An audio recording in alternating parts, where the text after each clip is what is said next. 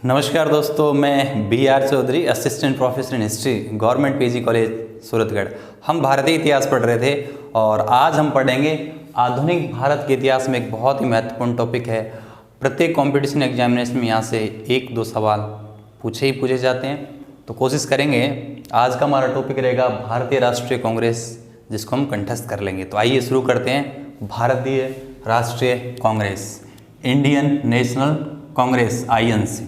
तो INC की स्थापना से लेकर और 1905 तक की बात आज हम कर लेंगे। तो आइए देखते हैं किस तरीके से कांग्रेस की स्थापना हुई, कहाँ कहाँ इनके अधिवेशन में लोगों ने क्या टिप्पणियाँ की और किस विचारधारा के लोग और कौन से दल थे, इसमें कौन से गुट थे। तो आइए देखते हैं। देखिए 28 दिसंबर 1885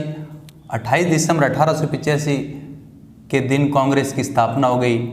और कहाँ हुई? मुंबई में। तो 28 दिसंबर 1885 को मुंबई में कांग्रेस की स्थापना हो गई। इनके संस्थापक कौन है? A.O. ह्यूम और भारत के राष्ट्रवादी नेता। तो 28 दिसंबर 1885 को मुंबई में कांग्रेस की स्थापना हो गई। A.O. ह्यूम और भारत के राष्ट्रवादी लोगों ने मिलकर इस संगठन की स्थापना की।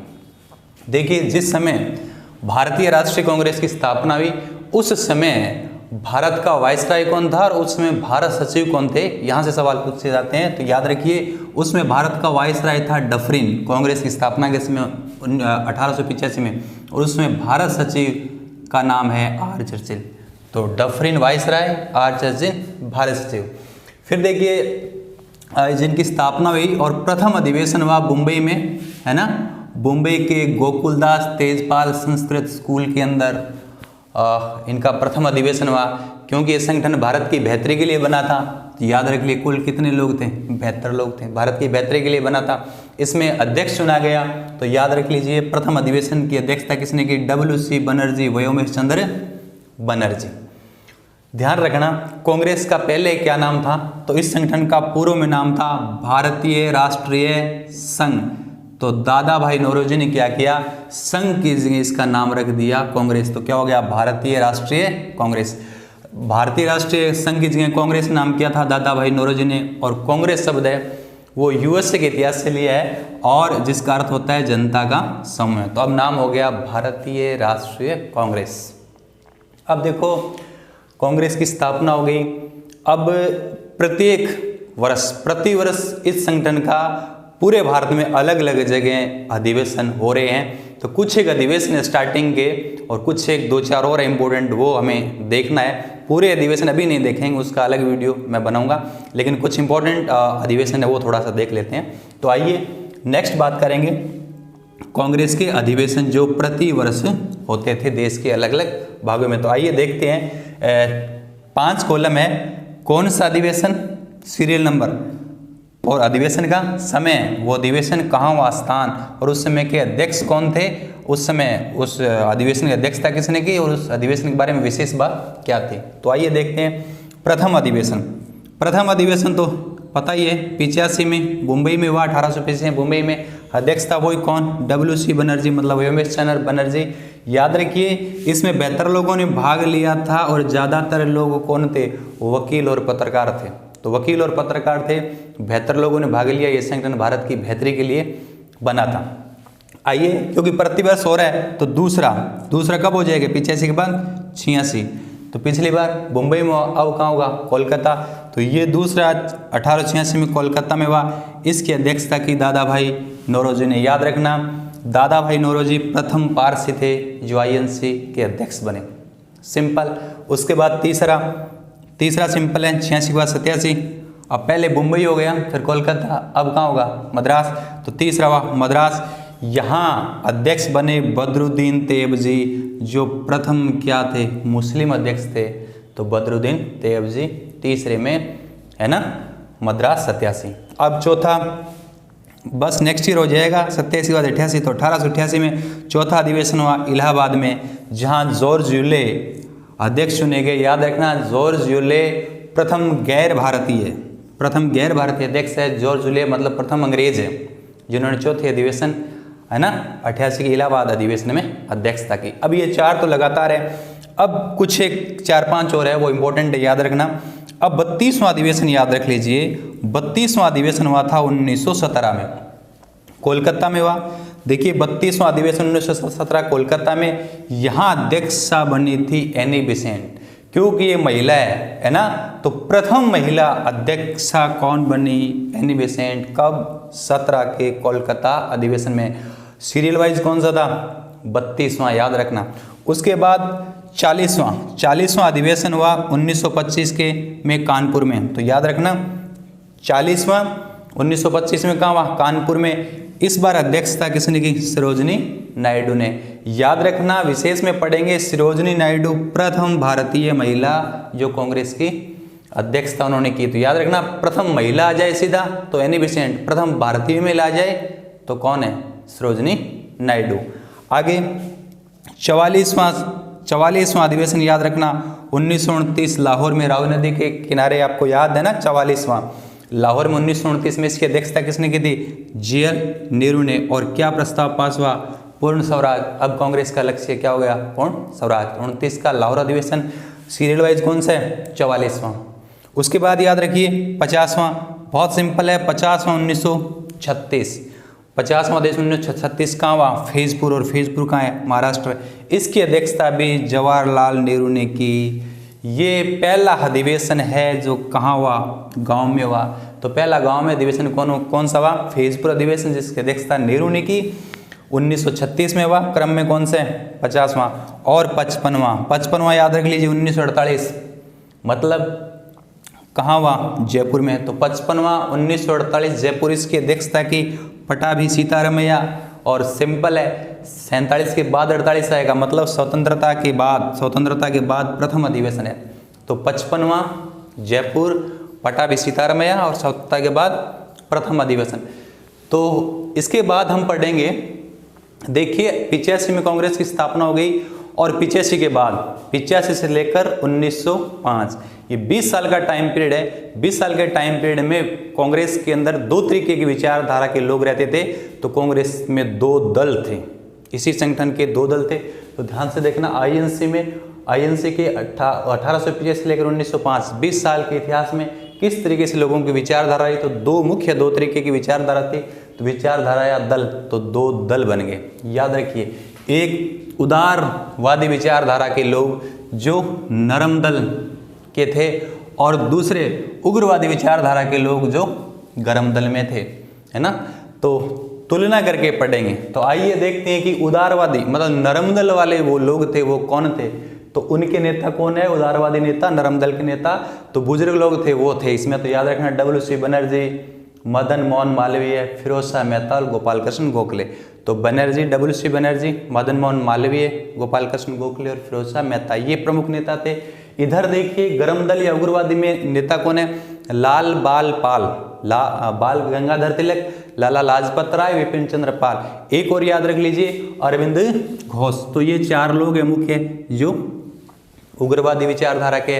अब देखिए इधर आइए, उदारवादियों का क्या लक्ष्य है? उदारवादियों का लक्ष्य है कि प्रतिवेदनों के माध्यम से हम क्या करवाएंगे? अंग्रेजों से संवैधानिक सुधार कराएंगे। तो देखिए उदारवादियों नरम दल वालों का क्या है? प्रतिवेदनों के माध्यम से संवैधानिक सुधार करवाने का लक्ष्य है, क्योंकि उदारवादियों को अंग्रेजों की न्यायप्रियता में विश्वास था। इसके विपरीत उग्रवादी गर्म दल वालों का क्या लक्ष्य था? स्वराज। क्या लक्ष्य था? केवल और केवल क्या चाहिए? स्वराज, क्योंकि तिलक ने कहा भी था स्वराज मेरा जन्मसिद्ध अधिकार है और मैं इसे लेकर रहूंगा। तो इनका ये लक्ष्य था। ये लोग जो क्रांतिकारी लोग थे वो कहते थे इनको कि इनके जो प्रतिवेदनों से संवैधानिक सुधार है ना, ये इनकी राजनीतिक भिक्षावृत्ति है। ये कौन कहते थे? क्रांतिकारी लोग, है ना। तो क्योंकि इनको तो अंग्रेजों की न्यायप्रियता में विश्वास था, लेकिन गर्म दल वालों को अंग्रेजों की न्यायप्रियता में बिल्कुल विश्वास नहीं था। देखिए इनको कुछ सफलताएं भी मिली थी, आंशिक सफलता। तो उदारवादियों को खुश करने के लिए अंग्रेज कुछ न कुछ देते रहते थे, तो उनको कुछ सफलताएं मिली थी, आंशिक सफलता। लोक सेवा आयोग का गठन 1888 में कर दिया गया। लोक सेवा आयोग का गठन 1888 में। भारतीय व्यय की समीक्षा के लिए वेलवई आयोग का भी गठन कर दिया गया। तो वैसे वेलवई और वैसे भारतीय व्यय की समीक्षा के लिए। इसके अलावा 1892 में भारत परिषद अधिनियम भी पारित कर दिया गया। तो 88 का लोक सेवा आयोग, भारतीय व्यय के लिए रेलवे आयोग और 1892 में भारत परिषद अधिनियम, इनको कुछ आंशिक सफलता मिली थी। इसके विपरीत याद रखना, उग्रवादी और गर्म दल के लोग कुछ कार्यक्रम के माध्यम से वो राष्ट्रवाद की भावना लोगों में जगाते थे।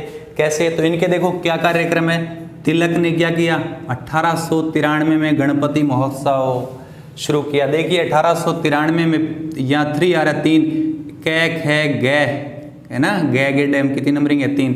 तो 1893 में गणपति महोत्सव और 95 में कौन सा, शिवाजी महोत्सव स्टार्ट किया महाराष्ट्र के अंदर। आगे आ जाइए, कुछ पत्र पत्रिकाएं भी निकाली थी।